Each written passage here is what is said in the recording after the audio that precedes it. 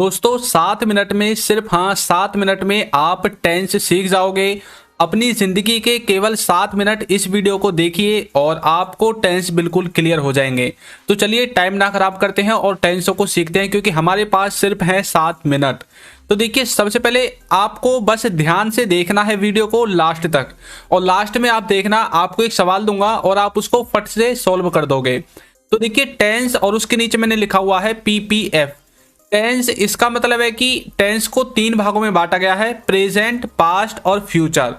अब देखिए, ये जो टेंस है इनमें प्रेजेंट, पास्ट और फ्यूचर को अलग से 4 भागों में डिवाइड किया गया है, जिन्हें आप पहले से जानते हैं, फिर भी हम एक बार इन्हें देख लेते हैं।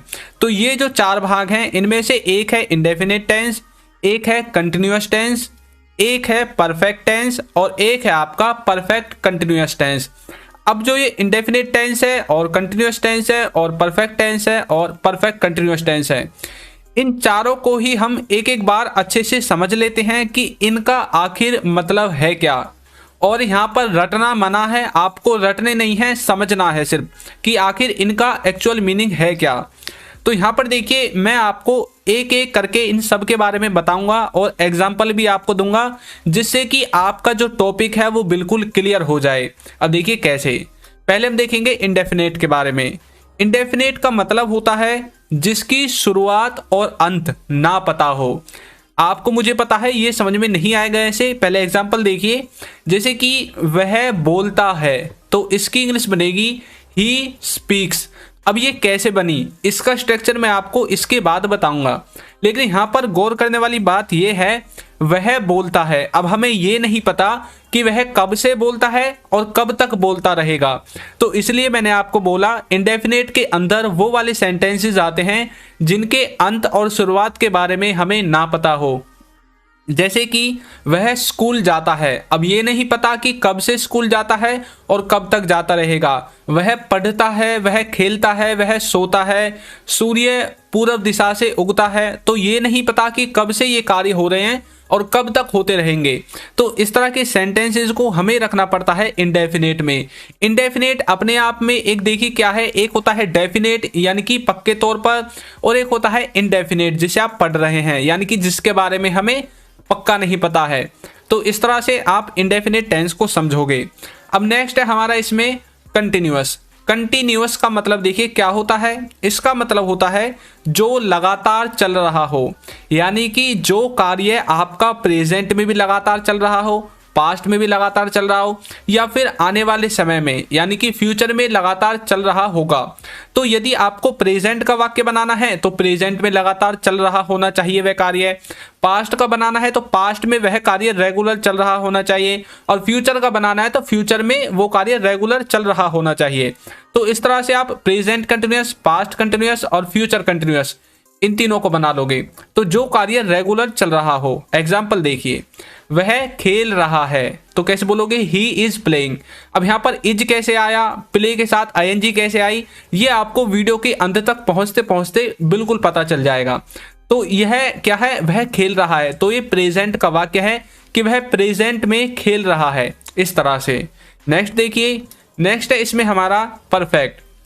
परफेक्ट का मतलब देखिए आप क्या समझते हैं।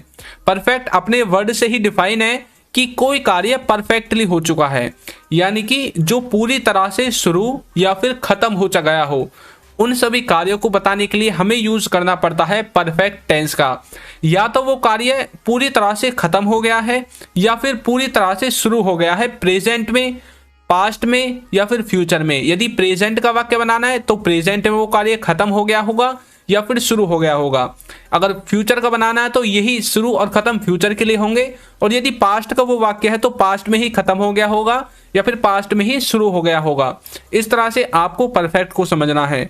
अब देखिए कैसे, वह खा चुका है, तो इसकी जो इंग्लिश बनेगी ही हैज ईटन, वह खा चुका है, इस तरह से। तो वह खाने का कार्य खत्म कर चुका है, इस तरह से आप बोल सकते हैं। अब नेक्स्ट है हमारा परफेक्ट कंटिन्यूअस। इसका मतलब होता है परफेक्ट प्लस में कंटिन्यूअस, यानी कि इसमें परफेक्ट का कुछ भाग यूज होगा और कुछ कंटिन्यूअस टेंस का भाग यूज होगा, तभी तो मिलकर बना है परफेक्ट कंटिन्यूअस। यानी कि परफेक्टली पास्ट में या प्रेजेंट में शुरू भी हो चुका है और वो कंटिन्यूटी में भी है। जैसे कि वह सुबह से खेल रहा है। अब यहाँ पर क्या है, उसने ये कार्य पास्ट में यानी कि सुबह शुरू कर दिया और अब भी यह चल रहा है, कंटिन्यूअस में है। तो कैसे बोलोगे, he has been playing since morning. इस तरह से आप इसे समझोगे। तो यानी कि जब कोई कार्य पास्ट से शुरू हो या फिर प्रेजेंट से ही शुरू हो, यदि प्रेजेंट का वाक्य है, पास्ट का वाक्य है तो पास्ट से शुरू होगा और रेगुलर चल रहा है, तब आपको यूज करना है परफेक्ट कंटिन्यूअस का। तो आपको ये चारों चीजें अच्छे से समझ में आ गई हैं। अब हम बात करते हैं इनके स्ट्रक्चर के बारे में। तो देखिए, इनके स्ट्रक्चर में आपको मैंने एक स्क्रीन पर दिखा दिया है, एक जो टेबल है यहाँ पर, पहला है स्ट्रक्चर और दूसरा है हेल्पिंग वर्ब। अब जो स्ट्रक्चर है इसमें सिंपल टेंस में ये वाला स्ट्रक्चर यूज होगा, यदि आपको नेगेटिव बनाना है तो ये वाला स्ट्रक्चर यूज होगा, और यदि आपको इंटरोगेटिव बनाना है तो आपको इस वाले स्ट्रक्चर को यूज करना है, और इंटरोगेटिव नेगेटिव के लिए इस वाले स्ट्रक्चर को यूज करना है। अब यहाँ पर मैंने लिख रखी है helping verb, subject, verb, object. तो सब्जेक्ट वो होता है जो कार्य को करता है, वर्ब वो होगी जो कार्य आप करोगे, और ऑब्जेक्ट वो होगा जिस पर सब्जेक्ट कार्य करेगा। और हेल्पिंग वर्ब मैंने नीचे लिखी हुई है, प्रेजेंट के लिए ये वाली, पास्ट के लिए ये वाली, और फ्यूचर के लिए ये वाली हेल्पिंग वर्ब यूज होगी। अब यहाँ पर ऊपर लिखा हुआ है इंडेफिनेट V1, तो इंडेफिनेट टेंस में वर्ब की फर्स्ट फॉर्म, कंटिन्यूअस में लिखा हुआ है V1 प्लस ING, तो कंटिन्यूअस में वर्ब की फर्स्ट फॉर्म के साथ ING, और परफेक्ट में लिखा हुआ है V3। तो इस तरह से आप इसे बनाओगे। अब नीचे मैंने इनका स्ट्रक्चर लिख दिया है कि आपको किस तरह से इन्हें यूज करना है। तो सब्जेक्ट आपको पता चल गया, हेल्पिंग वर्ब पता चल गई, वर्ब पता चल गई, ऑब्जेक्ट पता चल गया। अब ये किस किस के साथ यूज होंगे, तो यहाँ पर देखिए जो थर्ड पर्सन सिंगुलर है उसके साथ, यानी कि ही, सी, इट और किसी व्यक्ति का नाम, इसके साथ यूज होगा इज, वाज, हैज और डज। ये चारों इन सब के साथ यूज होंगे, और डिड, हैड और विल, इनको आप सब के साथ यूज कर सकते हैं। तो इस तरह से आप इसके स्ट्रक्चर को समझोगे। अब आपके समझ में आ गया होगा कि किस तरह से इसका स्ट्रक्चर बनता है। अब मुझे पता है कि आपको अच्छे से टेंस समझ में आ गए हैं, और अब मैं आपकी प्रैक्टिस के लिए एक सेंटेंस आपको देता हूं। तो देखिए क्या है वो, वह स्कूल जा रहा है। तो इसको आपको सॉल्व करके कमेंट बॉक्स में आंसर देना है कि ये कौन से टेंस का है और इसकी इंग्लिश क्या बनेगी। तो सीख गए ना आप, सिर्फ 7 मिनट में टेंस आपको बिल्कुल क्लियर हो गया होगा। मैंने आपको रटवाया नहीं है, सिर्फ समझाया है।